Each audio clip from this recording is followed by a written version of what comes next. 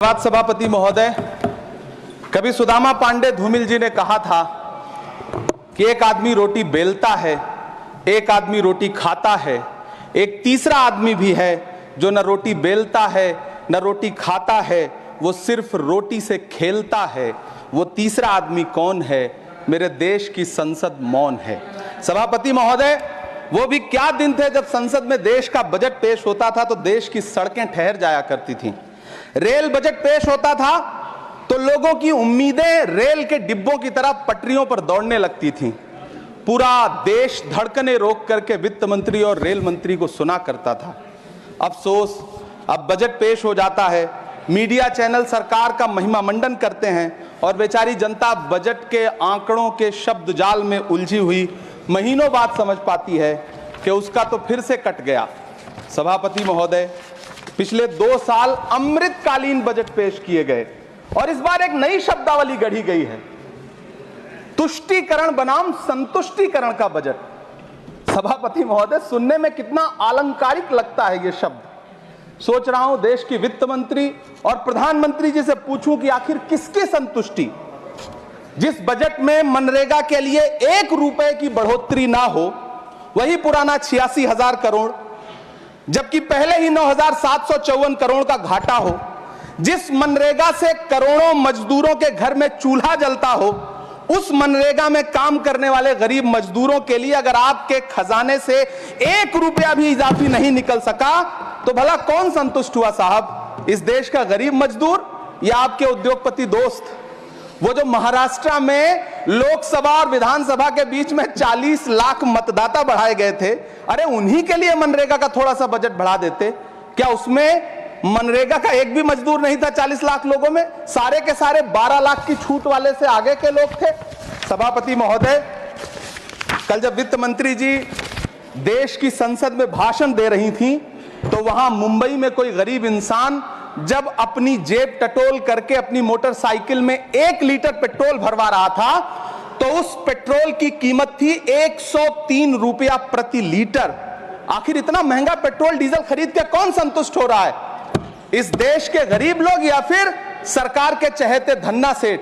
सभापति महोदय, वित्त मंत्री जी इस बजट को मध्यम वर्ग को संतुष्ट करने वाला बजट बता रही हैं। अरे मैडम, हम आप यहां पर बैठे रहते हैं और वहां बाहर इसी दिल्ली में 1 लीटर दूध, चाहे वो अमूल का हो या फिर मदर डेयरी का हो, उसकी कीमत 73 रुपए लीटर है। इतना महंगा बेच करके कौन संतुष्ट हो रहा है? गरीब जनता या आपके धन्ना सेठ दोस्त? सभापति महोदय, इस सरकार का बाजार और महंगाई पर कोई नियंत्रण नहीं रह गया है। चाहे देश में लहसुन 400 रुपए किलो बिक जाए, टमाटर 100 रुपए किलो बिक जाए, प्याज का दाम सुनकर आंखों में आंसू आ जाए, लेकिन वित्त मंत्री महोदया बजट में महंगाई का मां भी नहीं बोलती हैं। बच्चों की किताब और पेंसिल तक पर टैक्स लगाने वाले सरकार से मैं पूछना चाहता हूं कि आप मध्यम वर्ग का हितैषी बताते हैं खुद को, तो शर्म नहीं आती है? खुद को धार्मिक कहने वाली सरकार भगवान श्री कृष्ण के प्रिय खाद्य पदार्थों दही और मक्खन तक पर जीएसटी लगाती है और बात करती है मध्यम वर्ग की हिमायती होने की। जिंदा रहते हुए जनता से हर चीज पर टैक्स वसूलने वाली यह सरकार कम से कम मरने पर तो लोगों को बख्श देती, लेकिन नहीं, वहां भी लूटना है। अंतिम संस्कार के सामान, अगरबत्ती, धूप बत्ती, केवड़ा जल, चंदन पाउडर, जौ, बताशा, काला तिल, पंचरत्न, कपूर और कफन तक पर टैक्स लेने वाली यह सरकार किस मुंह से खुद को मध्यम वर्ग का हितैषी बताती है? कौन सी संतुष्टि? किसकी संतुष्टि? कदम कदम पर टैक्स देकर लुटने वाली जनता की या फिर जनता से टैक्स वसूल करके धन्ना सेठों का खजाना भरने वाली सरकार की? किसकी संतुष्टि? सभापति महोदय, 18 अगस्त 2015 आरा का बिहार का ऐतिहासिक मैदान, सजा हुआ मंच, हजारों की भीड़ और सामने खड़े हुए देश के प्रधानमंत्री का भाषण। बिहार के भाइयों बहनों, आज मैं बिहार के लिए पैकेज की घोषणा कर रहा हूं। 50,000 करोड़ कर दूं कि ज्यादा कर दूं? अखिलेश भाई, 60,000 करोड़ कर दूं कि ज्यादा कर दूं? 70,000 करोड़ कर दूं कि ज्यादा कर दूं? 80,000 करोड़ कर दूं कि ज्यादा कर दूं? चलो, मैं बिहार को 1.25 लाख करोड़ का पैकेज दे रहा हूं। 10 साल हो गए सभापति महोदय, वही ढाक के 3 पात। बिहार आज भी विकास की बाट जोह रहा है। भाषण आज भी प्रधानमंत्री जी के YouTube चैनल पर सुना जा सकता है। जो झूठ बोल के करता है मुतमईन सबको, वो झूठ बोल के खुद मुतमईन नहीं होता। सभापति महोदय, ये तो राहुल जी का असर है। कौन सा शब्द सर, कौन सा शब्द? झूठ। ठीक है सर, मिथ्या बोल करके, जो मिथ्या बोल के करता है मुतमईन सबको, वो मिथ्या बोल के खुद मुतमईन नहीं होता। ये राहुल जी का असर है। जो मखाना बोर्ड की घोषणा हुई, अखिलेश जी आपको याद होगा, भारत जोड़ो न्याय यात्रा में 30 जनवरी 2024 को बिहार के रंगभूमि मैदान में राहुल गांधी जी का पूर्णिया में भाषण था और उसमें मखाना को लेकर उन्होंने आवाज उठाई थी। यह उनका असर है कि आपको मखाना बोर्ड बनाना पड़ा, वरना तो आप मैखाना बोर्ड बनाने वाले लोग हैं। सभापति महोदय, बिहार को झूठे पैकेज और चुनावी दिलासे देना बंद करिए। आज भी जब कोसी में बाढ़ आती है तो पूरा सीमांचल बर्बाद हो जाता है। मैंने उस तबाही को अपनी आंखों से देखा है। 2016-17 की बाढ़ में अपने इन्हीं हाथों से राहत सामग्री बांटी है मैंने। अगर सच में बिहार के लिए कुछ करना चाहते हैं तो बिहार को बाढ़ से बचाने का प्रबंध करिए। पूर्णिया एयरपोर्ट 10 साल से बाट जो रहा है, घोषणा 2014 में हुई, बन के आज तक तैयार नहीं हुआ। अलीगढ़ मुस्लिम विश्वविद्यालय का किशनगंज सेंटर बजट के अभाव में दम तोड़ता जा रहा है। मैंने पिछले बजट सत्र में भी आवाज उठाई थी। आज फिर वित्त मंत्री जी से अनुरोध करना चाहता हूं, दामन फैला करके, कि अलीगढ़ मुस्लिम विश्वविद्यालय का किशनगंज सेंटर बन जाने दीजिए। आखिर कौन सी नफरत है? यह मुल्क हमारा भी है, इस मुल्क की मिट्टी में हमारा भी खून पसीना शामिल है। हमसे इतनी भी क्या नफरत? रिश्तों की ये नाजुक डोरें तोड़ी थोड़ी जाती हैं, अपनी आंखें दुखती हो तो फोड़ी थोड़ी जाती हैं। सभापति महोदय, अल्पसंख्यक मंत्रालय का बजट काटकर मौलाना आजाद नेशनल फेलोशिप बंद कर देना, प्री मैट्रिक स्कॉलरशिप बंद कर देना, नई मंजिल योजना बंद करना, धरोहर योजना बंद करना। 2024-25 के बजट में माइनॉरिटी मिनिस्ट्री के लिए 3183 करोड़ रुपए की घोषणा हुई, लेकिन देश को हैरत होगी कि बाद में समीक्षा करके लगभग आधा कर दिया गया, 1868 करोड़ रुपए। मुझे सरकार से पूछना है कि कौन संतुष्ट हुआ? इस देश का अल्पसंख्यक संतुष्ट हुआ है या आप संतुष्ट हुए? किसका संतुष्टिकरण? सभापति महोदय, मैं प्रधानमंत्री जी से कहना चाहता हूं कि आप ही ने 1 मार्च 2018 को किंग अब्दुल्ला को, जॉर्डन के किंग अब्दुल्ला को मेहमान बना करके इसी दिल्ली में एक कॉन्फ्रेंस में कहा था कि मैं मुसलमानों के एक हाथ में कंप्यूटर और दूसरे हाथ में कुरान देना चाहता हूं। कंप्यूटर देने की बात तो छोड़िए, पढ़ाई के लिए जो स्कॉलरशिप मिल रही थी उसको भी छीन लिया आपने। किसको संतुष्ट करने के लिए? हम समझते हैं इस साजिश को। आप माइनॉरिटी मिनिस्ट्री का बजट काटते काटते एक दिन मिनिस्ट्री को ही बंद कर देना चाहते हैं। वो जहर देता तो सबकी नजर में आ जाता, सो ये किया कि हमें वक्त पर दवाएं न दी।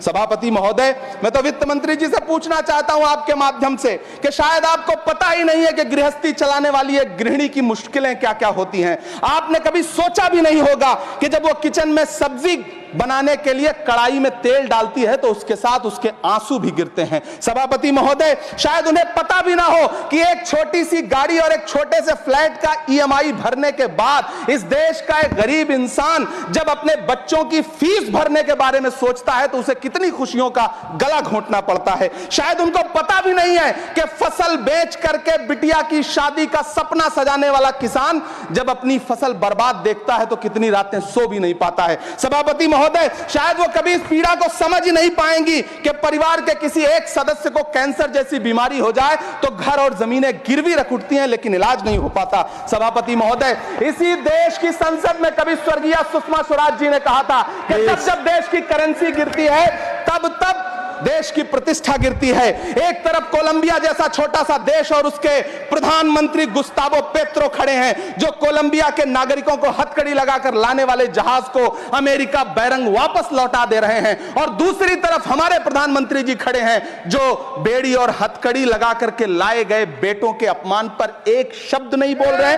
सभापति महोदय, मैं इतिहास के पन्ने पलट रहा हूं, मुझे 2 किरदार याद आ रहे हैं। एक तरफ निक्सन के 7वें बेड़े की धमकियों के सामने लोहे की तरह अडिग इंदिरा गांधी खड़ी हैं, तो दूसरी तरफ खुद ही नमस्ते ट्रंप का नारा लगाते हुए प्रधानमंत्री जी खड़े हैं।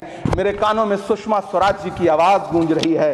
बहुत कम बोलने वाले डॉक्टर मनमोहन सिंह ने बहुत ज्यादा बोलने वाले प्रधानमंत्री जी को जब देश की बागडोर सौंपी थी तो $1.58 का था, आज 85 से 87 के बीच में झूल रहा है। इन दिनों रुपए की अहमियत गिरती है तो न तो देश की प्रतिष्ठा गिरती है, ना प्रधानमंत्री की गरिमा।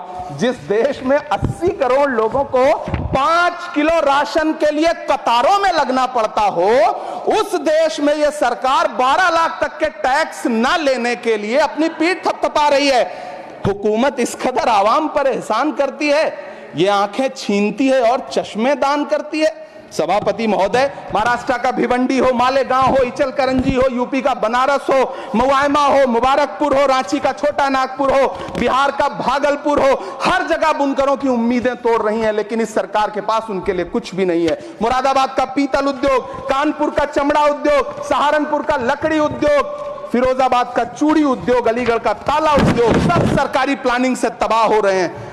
इन तमाम के बीच सरकारी सपोर्ट से बस एक उद्योग फल फूल रहा है, नोएडा का नफरत उद्योग। सभापति महोदय, जिस देश में 40 से 45% मेडिकल फैकल्टी की सीट खाली हो, वहां बजट में 75,000 नए मेडिकल सीट्स का ऐलान हो रहा है। सरकार बहादुर, कम से कम इस देश के पढ़े लिखे युवाओं को तो मूर्ख समझना बंद करिए। वो अब तिजारती पहलू निकाल लेता है। पहले 7500 मेडिकल सीट्स बाद में बनाइएगा, पहले जो एम्स में 2161 पद खाली पड़े हैं उनको तो भर दीजिए। वो अब तिजारती पहलू निकाल लेता है, मैं कुछ कहूं तो तराजू निकाल लेता है। मैं इसलिए भी तेरे फन की कद्र करता हूं तो झूठ बोल के आंसू निकाल लेता है। सभापति महोदय, फिर झूठ आया है, मैं उसे मिथ्या कर दे रहा हूं। शायरी में बार बार आ जाता है, क्या करूं महोदय। काश ये बजट, सभापति महोदय, वो एक शब्द मैं मिथ्या कर दे रहा हूं सर, वो एक शब्द को हटा दीजिए। ध्यान रखें, ऐसे जो भी शब्द होंगे आपके वहां। सभापति महोदय, काश ये बजट बीपीएससी के पेपर लीक की शिकायत करने वाले नौजवानों पर बरसती हुई पुलिस के लाठियों पे, जख्मों पर मरहम लगा पाता। सभापति महोदय, पिछले 80 दिन से 70 साल का एक बुजुर्ग एमएसपी की लीगल गारंटी मांगता हुआ आमरण अनशन पे बैठा हुआ है। काश ये बजट किसान नेता जगजीत डल्लेवाल की टूटती हुई सांसों की पीड़ा सुन पाता। काश ये बजट प्रतियोगी परीक्षाओं की तैयारी के लिए दिल्ली, कोटा, पटना, अहमदाबाद जैसे शहरों में, इलाहाबाद जैसे शहरों में किताबों के साथ गल रहे युवाओं के सपनों को जिंदगी दे पाता। काश ये बजट वंदे भारत के सुनहरे विजुअल के बजाय देश की गरीब जनता को कुछ और पैसेंजर ट्रेनें दे पाता। काश ये बजट सीनियर सिटीजन को ट्रेन टिकटों में मिलने वाली रियायतें वापस लौटा पाता, जिनको सरकार ने कोविड के नाम पे छीन लिया था। काश ये बजट किसानों की राह में कीले नहीं बल्कि कालीन बिछाने वाला बन पाता। काश ये बजट सरकारी मालिकों को यह समझा पाता कि नेहरू को कोसने से अर्थव्यवस्था नहीं सुधरेगी, उसके लिए डॉक्टर मनमोहन सिंह साहब की अर्थ नीति अपनानी पड़ेगी। पिछले 11 साल से नेहरू जी को कोस रहे हैं, आखिर कब तक कोसिएगा? थोड़ा पंडित नेहरू जी के बारे में पढ़िए, तब पता चले कि पंडित नेहरू की शख्सियत का नाम है। दुनिया का पहला ऐसा राजनेता जिसने अपनी जिंदगी की आजादी के लिए, देश की आजादी के लिए 3259 दिन अंग्रेजों की जेल में बिताए। पंडित नेहरू एक ऐसे महान शख्स जिनके पिता पंडित मोतीलाल नेहरू, जिनकी बहन विजय लक्ष्मी पंडित, जिनके बहनोई पंडित रंजीत सीताराम, जिनकी बेटी इंदिरा गांधी, जिनके दामाद फिरोज गांधी, सब ने अंग्रेजों से लड़ते हुए स्वतंत्रता आंदोलन में जेल काटी। आप किस मुंह से उनकी लकीर छोटी करने की बात करते हैं? नहीं कर पाइएगा, 7 जन्मों में नहीं कर पाइएगा, क्योंकि जिस्म की मौत कोई मौत नहीं होती है। जिस्म मिट जाने से इंसान नहीं मर जाते, धड़कने रुकने से अरमान नहीं मर जाते, सांसें थम जाने से ऐलान नहीं मर जाते। जिस्म की मौत कोई मौत नहीं होती है। सभापति महोदय, मैं आपके सामने खड़ा होकर के एक बहुत छोटी सी कहानी सुनाना चाहता हूं कि महान बादशाह सिकंदर ने जब यूनान फतेह किया तो जीत का जश्न मनाने के लिए शहर की सड़कों पर निकला। तो उसने देखा कि पूरा शहर तो जश्न मना रहा है, एक फकीर सड़क के किनारे चादर तान के सो रहा है। सिकंदर को गुस्सा आया, घोड़े से उतरा, उस फकीर के पास गया और उसे सोता देख करके उसे जोर की एक लात मारी और लात मार के कहा कि क्यों रे फकीर, मैंने यूनान फतेह कर लिया, लोग जश्न मना रहे हैं और तू सो रहा है। उस फकीर ने उन्नीदी आंखों से सिकंदर को देखा और देख करके कहा कि शहर जीतना बादशाहों का काम है, लेकिन लात मारना तो गधे का काम है। सभापति महोदय, गरीब जनता को लात मारना बंद करिए। ये अमीरों के लिए बनाया गया बजट है, ये निराशाजनक बजट है। हम अमृतकाल सुनते आ रहे थे, ये अमृतकाल इतनी जल्दी समाप्त हो गया कि अब अमृतकाल का कोई नाम तक नहीं लेना चाहता है। इसलिए मैं इस सदन में खड़ा होकर के देश की वित्त मंत्री महोदया से कहना चाहता हूं कि आपने अल्पसंख्यकों के बजट में जो कटौती की है उसको बहाल करिए। आपने मनरेगा को जो स्थिर रखा है उसका घाटा 9,754 करोड़ है, कम से कम उतना बढ़ा करके फिर से उसे बहाल करिए। नौजवानों के लिए रोजगार दीजिए, किसानों को एमएसपी की लीगल गारंटी दीजिए।